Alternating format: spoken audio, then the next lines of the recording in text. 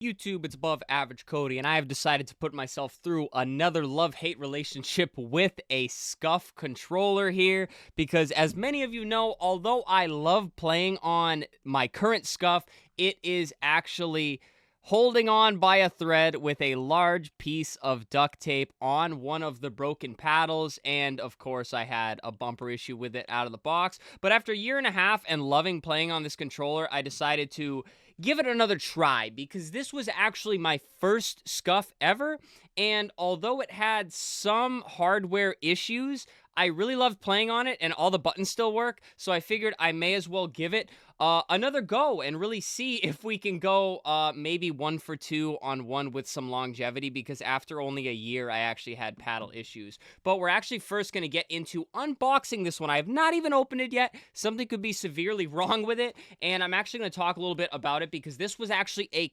custom controller, because they have cooler faceplates and they had custom controllers $50 off. So I got one of the better faceplates for it, and I actually got it about like $15 cheaper than if I were to get a ready to go Scuf.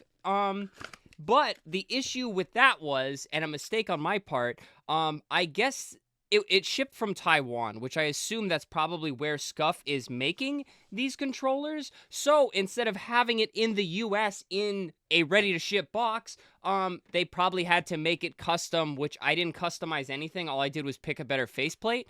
So it got caught in, like, clearance customs or whatever in, Tennessee for like a very long time, and it finally just now came in. But look at that. That looks even better than it does in the online pictures. And this is why I wanted to do an unboxing video, because I have not even seen it. And I actually lied to you. I did do one customizable thing. So there it is, the cool faceplate. Again, have not even seen it. That is absolutely gorgeous.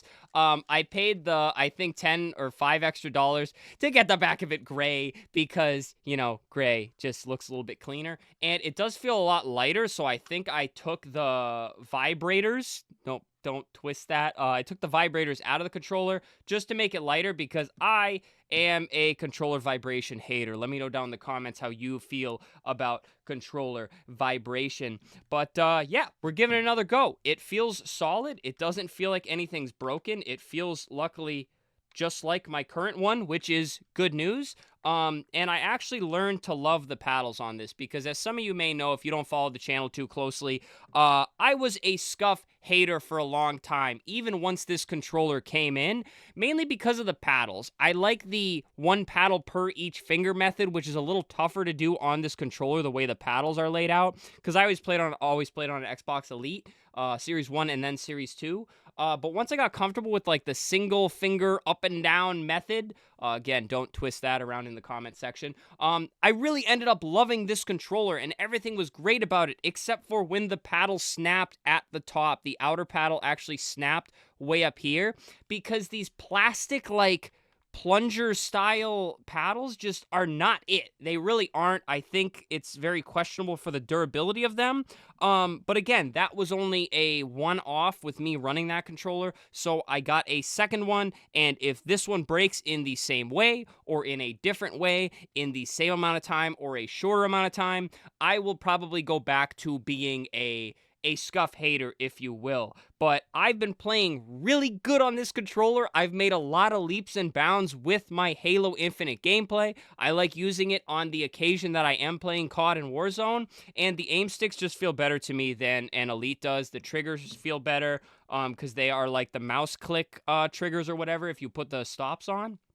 So overall, it's been a really good controller to me. It's taken my gameplay to the next level. How much is that me grinding? How much is that the controller? I'll let you guys duke that out in the comment section. But we're giving it another run, is the long story short, guys. I'm not going to do a setup video on this controller, because I'm going to set it up exactly like this one. I've got a whole controller playlist on the channel, so instead of making this one a way longer video, I'm just going to reference you to the controller section on the main channel. And I'm hoping this comes with a wire, because I didn't have it come with anything. It does come with the whole kit. Okay, so they want you to pay extra on the custom controller for a whole kit with a cable and everything.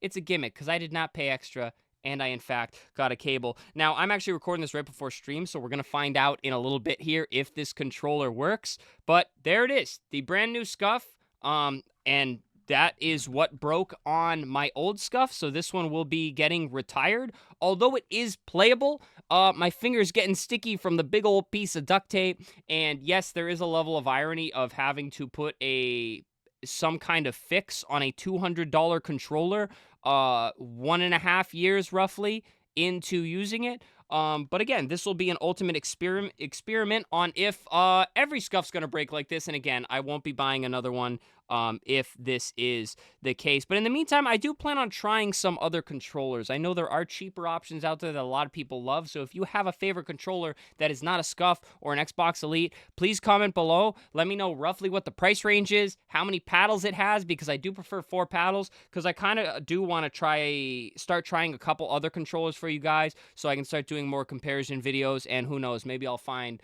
my new love of a controller that hopefully does not cost $200. Because guys, I'm not, look at the view count down below, guys. I'm not making a ton of money off these videos, all right? So I can't keep affording these if they're going to break every 6 months to a year. But yeah, guys, subscribe to the channel. It's not all about controllers, but we do a lot of gaming here, so controller videos get in the mix, a lot of Halo Infinite content, live streams 5 days a week, everything a gamer could love here. So hit that sub button, guys. Leave a thumbs up on the video. I already mentioned leave you a comment. What is your favorite controller? Let me know what controller I should be trying, or let me know if you're a Scuf guy, and if yours breaks in similar ways that my first one did. And of course, guys, channel memberships and super thanks. If you'd like to help me recoup the whopping $200 for this new controller, please feel free to donate down below, but please don't feel like you have to. But alrighty, guys, just a fun little video. I know a lot of you follow my controller woes very closely, so I thought it'd be cool to do a little unboxing and show you guys the new controller, since this is my first time laying my eyes on it as well. So yeah, guys, that does it for the video. Stay happy, stay healthy, and stay tuned for the next one, y'all.